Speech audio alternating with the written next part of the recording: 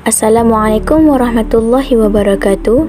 Saya Nur Nazira binti Hamzah dan rakan setugas saya Nurul Syafiqah binti Muhammad Johari ingin membentangkan tentang migrasi. Sebelum itu, mari kita tahu maksud migran, imigrasi dan emigrasi. Migran merujuk kepada orang yang berhijrah. Imigrasi merujuk kepada penduduk yang berpindah masuk ke sesebuah negara atau tempat. Emigrasi merujuk kepada orang yang berpindah keluar dari sesebuah negara atau tempat. Konsep migrasi. Migrasi bermaksud perpindahan penduduk dari satu tempat ke satu tempat yang lain dalam jangka masa tertentu. Migrasi terdiri daripada dua jenis, iaitu migrasi dalaman dan migrasi antarabangsa. Migrasi penduduk melibatkan perpindahan penduduk sama ada secara kekal, sementara dan bermusim. Migrasi dalaman. Migrasi dalaman merujuk kepada perpindahan atau pergerakan penduduk di dalam negara itu sahaja, tanpa merentasi sepadan antarabangsa. Migrasi ini juga melibatkan perpindahan penduduk dalam tempoh masa tertentu seperti bermusim, sementara ataupun kekal. 4 jenis migrasi dalaman di Malaysia. Yang pertama, migrasi luar bandar ke bandar. Yang kedua, migrasi luar bandar ke luar bandar. Yang ketiga, migrasi bandar ke luar bandar.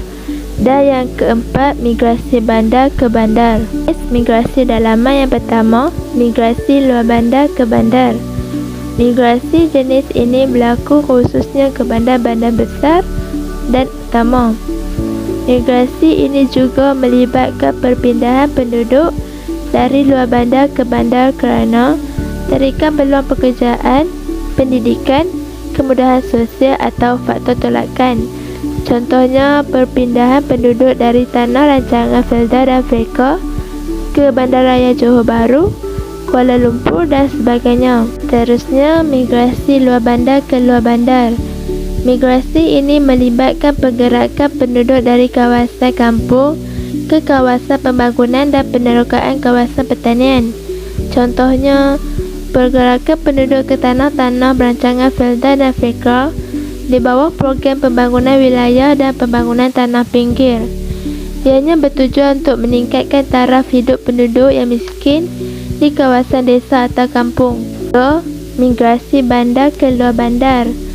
Migrasi ini melibatkan golongan pesara yang pulang ke kampung setelah tamat perkhidmatan pencen di bandar atau kerana pertukaran kerja. Contohnya, perpindahan penduduk dari bandar Johor Bahru, Ipoh ke kampung-kampung di desa. Ianya bertujuan untuk memulakan hidup baharu dan mendapatkan ketenangan selepas bersara atau pencen. Yang terakhir, migrasi bandar ke bandar. Perpindahan penduduk yang berlaku kerana pertukaran tempat kerja sama ada dari bandar kecil ke bandar besar seperti Kota Baharu ke Kuala Lumpur atau dari bandar besar ke bandar kecil, contohnya Shah Alam ke Gurun Kedah. Perpindahan jenis ini biasanya disebabkan oleh kenaikan pangkat atau mendapat peluang pekerjaan yang lebih baik. Seterusnya, pola aliran migrasi dalaman di Malaysia. Pola aliran ini terbahagi kepada 3, iaitu arah aliran, isi padu aliran dan komposisi aliran. Pertama, arah aliran. Ianya berlaku dari luar bandar ke bandar. Contohnya dari kampung ke Bandaraya Kuala Lumpur. Ianya bertujuan mencari peluang pekerjaan yang lebih baik. Yang kedua, isi padu aliran. Melibatkan jumlah kumpulan umur yang paling aktif, iaitu pada umur 15 hingga 45 tahun. Memerlukan tenaga pekerja muda dan dewasa kerana mudah mendapat peluang pekerjaan. Dan terakhir, komposisi aliran. Melibatkan kaum lelaki. Lelaki lebih banyak berhijrah berbanding wanita. Lelaki juga lebih mudah mencari pekerjaan dan tidak mendapat halangan daripada keluarga. Faktor migrasi dalaman penduduk. Faktor migrasi ini terbahagi kepada 2. Yang pertama, faktor tolakan di kawasan asal dan yang kedua, faktor tarikan ke kawasan destinasi. faktor tolakan dan tarikan ni mempunyai faktor yang lebih kurang sama, cuma yang berbeza dia faktor tolakan ni lebih kepada negatif dan faktor tarikan ni kepada yang positif. Faktor tolakan di kawasan asal yang pertama, faktor ekonomi, contohnya kekurangan peluang pekerjaan yang menyebabkan penduduk berhijrah untuk mencari peluang pekerjaan di tempat yang lain. Yang kedua, kekurangan kemudahan asas. Yang ketiga, kekurangan sumber alam. Yang keempat, kekurangan kemudahan sosial. Dan kelima, berlaku bencana alam. Akhir sekali, faktor sosial. Faktor tarikan pula, yang pertama, peluang ekonomi. Yang kedua, kemudahan asas atau infrastruktur. Yang ketiga, sumber alam yang banyak. Keempat, kemudahan sosial. Dan yang kelima, dasar kerajaan. Kesan migrasi terhadap kawasan destinasi dan kawasan asal. Kesan terhadap kawasan destinasi. Yang pertama, kemajuan ekonomi. Sektor ekonomi seperti pertanian, perindustrian, pembinaan, perkhidmatan dan lain-lain berkembang akibat pertambahan tenaga buruh atau tenaga kerja. Ianya dapat memajukan sumber tanah, mineral dan ekopelancongan. Yang kedua, kemajuan infrastruktur. Kemudahan infrastruktur disediakan seperti bekalan air elektrik, jaringan pengangkutan dan perhubungan. Selain itu, keperluan pendidikan seperti sekolah, kolej dan APT juga dimajukan, serta keperluan kesihatan seperti klinik, poliklinik, hospital turut dimajukan. Yang ketiga, saiz pasaran meningkat. Pertambahan penduduk meningkatkan saiz pasaran, peningkatan pendapatan dan kuasa beli. Yang keempat, pembauran inovasi. Golongan profesional dan berpendidikan seperti peguam, jurutera akan balik ke kampung apabila bersara dan dapat menyumbang idea kepada penduduk kampung. Ianya juga dapat memperkenalkan budaya dan cara hidup moden. Kesan yang kelima, tekanan sumber tanah. Migrasi penduduk akan menyebabkan permintaan sumber tanah semakin tinggi untuk pembangunan pelbagai aktiviti ekonomi. Ianya berlaku persaingan dan harga tanah yang tinggi di kawasan destinasi kerana tanah yang terhad. Seterusnya, kesan migrasi terhadap kawasan asal. Kesan migrasi terhadap kawasan asal yang pertama, pemindahan teknologi atau teknik moden ke tempat asal. Maklumat baharu dan terkini dalam sektor pertanian dan pengeluaran barangan dipindahkan ke kawasan asal. Contohnya, penggunaan teknik moden dalam sektor pertanian maupun pengeluaran sesuatu barang. Kedua, mengurangkan tekanan penduduk ke atas sumber. Migrasi keluar penduduk mengurangkan tekanan ke atas tanah-tanah pertanian di kawasan asal. Kekurangan penduduk mengurangkan kadar pengangguran dan kemiskinan penduduk. Yang ketiga, kekurangan tenaga buruh. Migrasi penduduk menyebabkan kawasan asal mengalami kekurangan tenaga buruh muda untuk memajukan sumber alam yang ada. Warga tua tidak produktif lagi untuk memajukan sumber alam yang ada. Akhirnya mewujudkan kawasan tanah terbiar tanpa diusahakan kerana kekurangan tenaga buruh. Akhir sekali, saiz pasaran menjadi terhad. Migrasi penduduk menyebabkan kawasan asal mengalami kekurangan penduduk. Penduduk yang sedikit menjadikan saiz pasaran barangan juga terhad dan tidak mendapat keuntungan dalam perniagaan. Seterusnya ialah migrasi antarabangsa.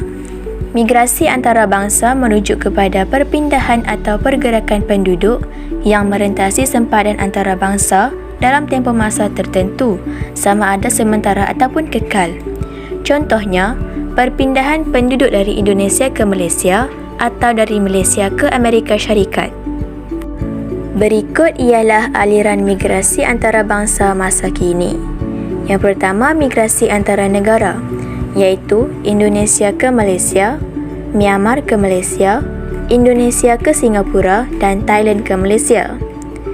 Yang kedua, migrasi antara benua, iaitu Asia ke Eropah, Asia ke Afrika, Amerika ke Asia dan Eropah ke Amerika. Seterusnya ialah faktor berlakunya migrasi antarabangsa. Yang pertama, tarikan ekonomi. Banyak peluang pekerjaan dalam pelbagai sektor dengan tawaran gaji yang lebih lumayan. Nilai mata wang yang lebih tinggi di negara destinasi berbanding negara asal menggalakkan lagi migrasi antarabangsa. Yang kedua, terdapat kemudahan sosial.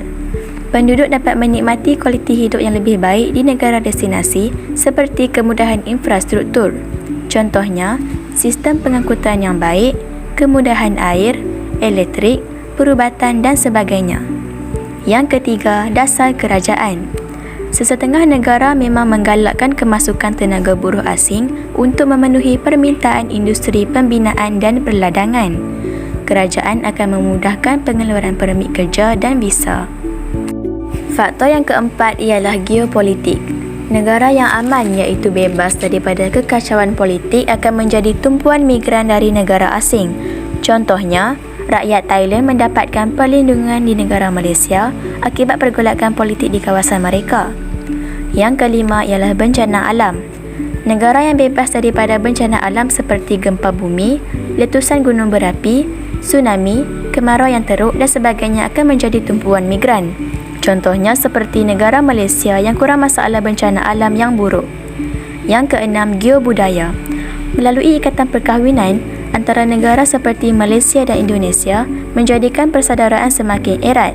Malaysia juga mempunyai adat resam yang hampir sama dengan di negara Indonesia, di samping bahasa yang serumpun menjadikan migran Indonesia lebih selesa berhijrah ke Malaysia.